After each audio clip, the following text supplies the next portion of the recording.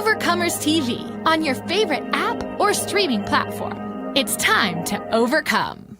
How did you first learn about Colorado Springs Christian School? Years ago, I heard about the school. I've been here a very long time. And actually, I was going to church in Denver. My husband and I, that's where we lived when we just first got married. And some friends of ours had actually gotten a job down here at CSCS. And so they were back up visiting one day, and it was the Borkerts. They were here for years as well. And they said, they're looking for a band director and a music position. You should apply. So that's how I heard about CSCS all those years ago. Very good. So let's talk a little bit about your role and your involvement with the ministry now. Well, as I said, I started as the band director and then kind of just have moved up along the way, becoming the head of the fine arts department. And then here a few years ago, they asked me to become an assistant principal. And now, believe it or not, I still teach high school band, and I'm the principal at the high school. You had a concert last night. You want to talk a little bit about the concert last night?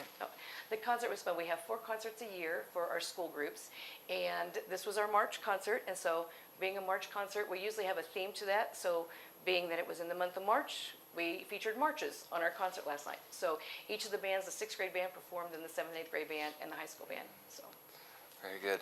I was told yesterday, March 4th is really a complete sentence. We march forth. There you go. There we go. Very true, yes. That's and good. Of course, we ended with Stars and Stripes, our national march. So that was an audience favorite. Very good. That's good. So every ministry has a mission statement. How do you describe the heartbeat of Colorado Springs Christian School? Well, our overall mission statement is that we will provide an excellent education from a Christ-centered biblical worldview for lifelong service. And I really like that at the high school, and because we're training these young people to become out and be independent individuals that can stand firm in their faith. So just all parts of that, from their education to their activities that they do, to all the different events, even outside of school. We want them to be able to take the knowledge and the wisdom we have, not just in academics, but fine arts, athletics, student ministries, and to be able to carry that through so that when they get to college, they have a foundation that they can stand on. Yeah. So you're probably a good person to talk about a good case for support on music. Some will call it an elective. I've seen some TED Talks about the brain, listening to music, and then playing music, the physical skills, or all that. Case for support.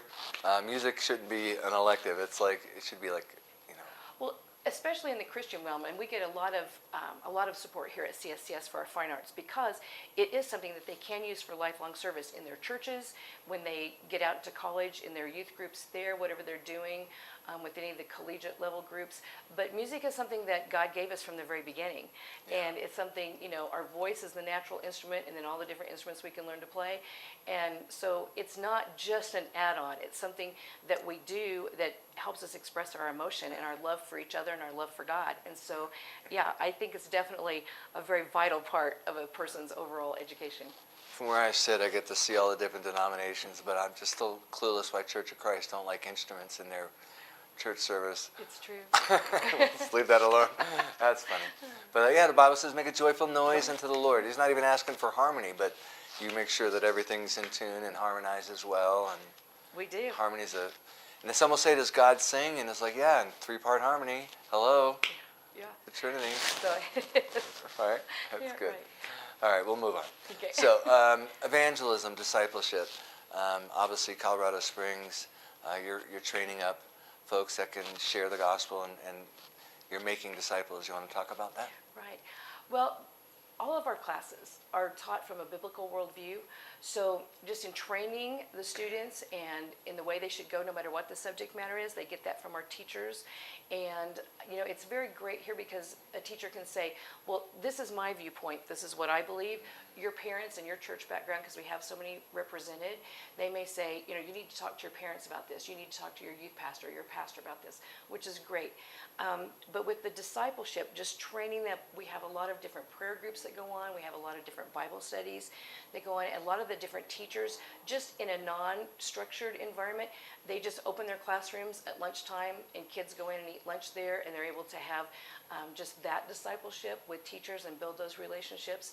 And then as far as evangelism and our outreach that we do a lot of evangelism just here within the school, within the grade level, and then just some of the different things. It doesn't matter whether it's a sports team, whether it's a club. A lot of them have a lot of different requirements to go out and help in the community, to do those types of things, to spread the good word, if you will, to the community. And just recently our seniors, well, not just the seniors, but the whole high school did a serve week, and where we took in a lot of children's donations for children's things for like babies to toddler age, and then we donated it to the people. And we had, of course, dress-up days and, of course, the competition to do that. But we donated over 150 items to a local ministry here to help with what they're doing. Yeah, so you get them out of the classroom and where the rubber meets the road and data life and all that stuff. Yes. And talk about how, you're partnering with the family. Mom and dad obviously are Christians. What's being taught at home is you're partnering with them. Talk about partnering with the family to make little disciples. Well, and we really do. We really believe that, it's the family and the church and the school, and that we have to work together to help raise these kids, because they are getting bombarded by so much in the world today that they just need such a strong foundation for this. So we do. We work very closely with the parents. The parents are welcome at our school. They're welcome at the high school.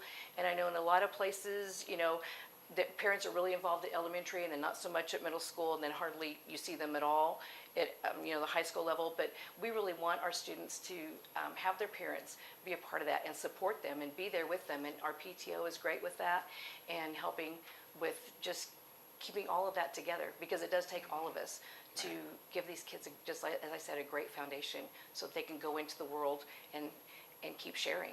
Yeah.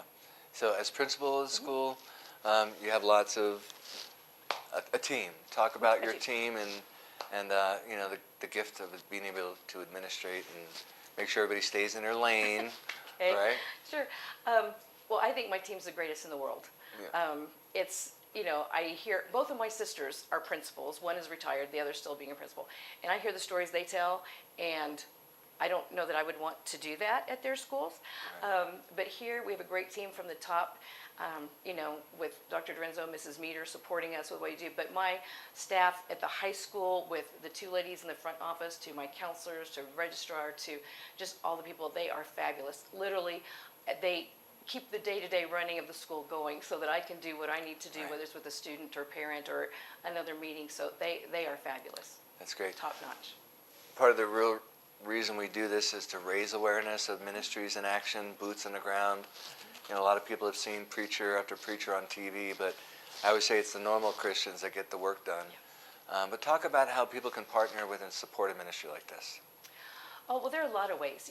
Some people think when you talk about support, it's just a monetary thing. And yes, of course, we like that. But there's so much they can do with just giving their time, their energy, just their help. We have so many parents that just help behind the scenes with doing things that just get done. And so, it's not just always the dollar sign that counts, but their time and their energy, and just those little words of encouragement. Sometimes people say, this is, you're doing a great job. Just little things like that really help the teachers here and the people that are here, like, as you said, on the ground every day with their children. But we have a lot of great parent support. That's good. Prayer support, it is a spiritual battle. Do you want to talk a little bit about that? Oh, we have a lot of prayer support. I truly believe that this school is covered in prayer support. And just an example that I have, like, we take a band trip about every other year. Of course, COVID shuts some of that down. But we're getting ready to go back to Dallas here in April to do a competition. And I truly believe that the reason we've not had any problems or anything like that is that we are covered in prayer from the time we start planning till the time we get the bus pulls in the parking lot when we get home. And so no matter what we do, we know that people are covered in prayer. And we've had some staff and some personal tragedies here recently and with different things. And just, people just gather together and just pray for each other and to hold each other up in prayer and give them that support. So yeah, that's good. That's good. Why do you do what you do? What gets you up in the morning? The people, the kids, and the people here. it's easy, as you know, we say that with the kids, but it's easy for us to get beat down by the world too. But you always know you're going to come here and that people love you here, they care for you. If you have a bad day, they're going to lift you up. If somebody else is having a bad day, you can lift them up. So it's the people and it's just the whole family, the community that CSCS is. Yeah, that's good. Final question, is there anything else the Lord put on your heart today to share with us? Just that Christian education is so important.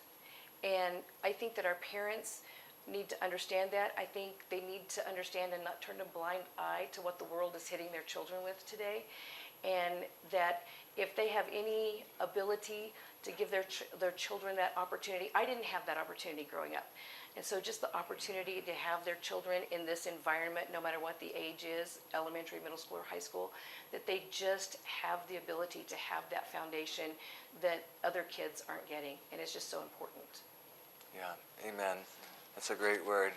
Good word, Bite. It's awesome. We'll close with the, that's great. Good.